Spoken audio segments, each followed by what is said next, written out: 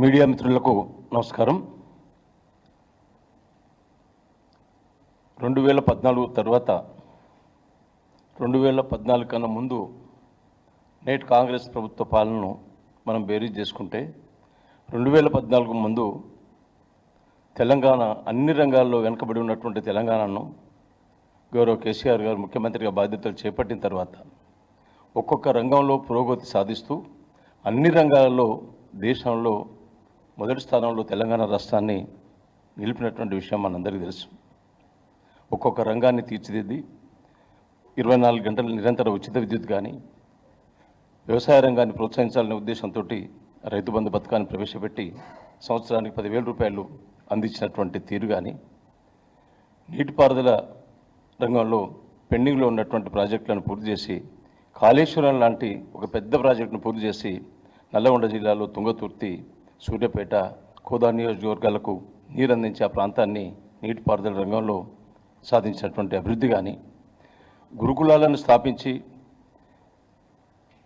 అణగారిన వర్గాల పిల్లలకు నాణ్యమైనటువంటి విద్య, నాణ్యమైనటువంటి ఆహారాన్ని అందించి ఆదుకున్నటువంటి తీరు కానీ, అంతటితో కాకుండా గురుకుల పాఠశాలలను గురుకుల కళాశాలలుగా, తద్వారా డిగ్రీ కళాశాలలుగా దాన్ని ప్రమోట్ చేసి నాణ్యమైనటువంటి విద్యను తెలంగాణ అణగారిన వర్గాల పిల్లలకు అందిస్తున్నటువంటి తీరు కానీ, మరి మిషన్ భగీరథ ద్వారా ఇంటింటికి మంచినీరు అందించినటువంటి పథకాన్ని కానీ, మరి పంటల దిగుబడిలో భారతదేశంలోని తెలంగాణ రాష్ట్రాన్ని ముందు వరుసలో నిలిపినటువంటి తీరు, దాని వెనకాల ఉన్నటువంటి కృషి, దాని వెనకాల ఉన్నటువంటి ఆలోచన గౌరవ కేసీఆర్ గారిది అనేటువంటిది తెలంగాణ సమాజంతో పాటు భారతదేశ వ్యాప్తంగా అందరికీ తెలిసినటువంటి విషయమే.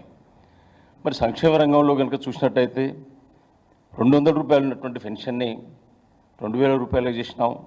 500 ఉన్నటువంటి పెన్షన్ని 4,000 చేసినాం. ఆ విధంగా సంక్షేమ రంగంలో ముందుకు పోయినాం. ఒక పేదింటి ఆడపిల్ల పెళ్లి చేయాలంటే ఎంత ఇబ్బందో తెలిసినటువంటి మానవత్వం ఉన్నటువంటి మానవీయ కోణంలో ఆలోచించినటువంటి కేసీఆర్ గారు 1,00,000 రూపాయలు ఇచ్చి ఆడపిల్లల పెళ్లిళ్ళ విషయంలో ఆపద్బంధుడైనటువంటి విషయం కూడా తెలంగాణ సమాజానికి మొత్తం తెలుసు. ఈ విధంగా ఒక్కొక్క రంగంలో పురోగతి సాధించి ఒకవైపు సంక్షేమం, ఒకవైపు అభివృద్ధి, ఈ విధంగా ముందుకు పోయినటువంటి తీరు, శాంతి భద్రతల విషయంలో కూడా ఎక్కడ కూడా ఇబ్బంది లేకుండా 10 సంవత్సరాలు శాంతి భద్రతలను పరిరక్షించినటువంటి తీరు కూడా యావత్ తెలంగాణ సమాజంతో పాటు యావత్ భారతదేశానికి తెలుసు. కానీ ఈ ప్రభుత్వం వచ్చిన తర్వాత పురోగతి సాధించడం పోగా అన్ని రంగాలలో వైఫల్యమే చెందింది.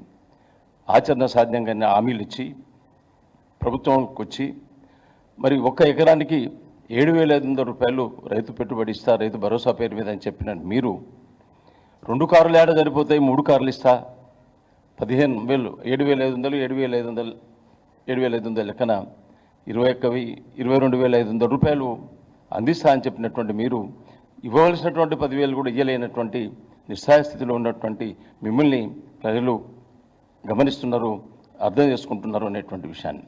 శాంతి భద్రతల విషయానికి వచ్చినప్పుడు నిజంగానే లగచర్లలో మీరు చేసినటువంటి పాల్పడినటువంటి సంఘటన, అక్కడ గిరిజన రైతాంగానికి మీరు చేసినటువంటి ద్రోహం యావత్ తెలంగాణ సమాజం చూస్తుంది. ఇంకా శాంతి భద్రతల విషయానికి వచ్చినప్పుడు ముఖ్యమంత్రి సొంత గ్రామమైనటువంటి కొండారెడ్డిపల్లిలో ఒక మాజీ సర్పంచ్ తన సొంత దస్తూరుతోటి నా ఆత్మహత్యకు బాధ్యులు ముఖ్యమంత్రి సోదరులు అంటే ఇన్వెస్టిగేటింగ్ ఏజెన్సీ ఏం చేస్తుంది, దాంట్లో ఏం పురోగతి ఉంది అనేటువంటిది యావత్ తెలంగాణ సమాజం గమనిస్తుంది అనేటువంటి విషయాన్ని ఒకసారి మీ ద్వారా తెలియజేస్తున్నాం.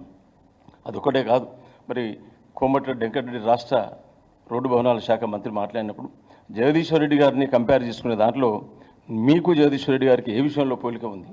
ఒక విషయ పరిజ్ఞానం విషయంలో కానీ, ఒక సమస్యను పరిష్కరించే దాంట్లో కానీ ఏ విధంగా చూసినా జగదీశ్వర్ రెడ్డి గారితో మీరు పోటీ పడలేరు అనేటువంటి విషయం తెలంగాణ ప్రజలకు తెలుసును, నల్లగొండ జిల్లా ప్రజలకు అంతకన్నా బాగా తెలుసును. మీరు ఏం మాట్లాడతారో, మీరు మాట్లాడేటువంటి మాటలు నీ పక్కన ఉన్నటువంటి నీ సహచర శాసనసభ్యులకు, మంత్రులకే అర్థం కానటువంటి పరిస్థితి నుంచి జగదీశ్వర్ రెడ్డి గారు ఎక్కడ, మీరెక్కడ, ఏ విధంగా పోల్చుకుంటారు? అభివృద్ధి జరగలేదని అంటే కళ్ళుండి చూడలేనటువంటి మీరు ఒక నల్లగొండ టౌన్ చూస్తేనే తెలుస్తుంది. నిజంగానే కేసీఆర్ కళ యాదాద్రి థర్మల్ ప్రాజెక్ట్ అనేటువంటిది వచ్చే 50 సంవత్సరాలకు కూడా విద్యుత్ అనేటువంటిది కొరత ఉండకూడదు తెలంగాణ సమాజానికని కోట్లాది రూపాయలు పెట్టుబడి పెట్టి యాదాద్రి థర్మల్ని పూర్తి చేస్తే ఇదే కోమటిరెడ్డి వెంకటరెడ్డి గౌరవ మిత్రులు చెప్పినట్టుగా మేము వచ్చిన తర్వాత దాన్ని బంద్ చేస్తామని అన్నారు. కానీ ఈరోజు తెలంగాణ జాతికి అందిస్తుంటే పోయి దాంట్లో వర్షాలు నిలబడ్డాడు. ఇది కేసీఆర్ గారి కళ్ళగా ఉన్నటువంటి యాదాద్రి థర్మల్ ప్రాజెక్టును పూర్తి చేసుకున్నాం. నిజంగానే 33 జిల్లాలలో 33 మెడికల్ కాలేజీలు మంజూరు చేసి తెలంగాణ ప్రజానీకానికి వైద్య రంగాన్ని, వైద్య విద్యను అందించినటువంటి ఘనత కేసీఆర్ గారిది.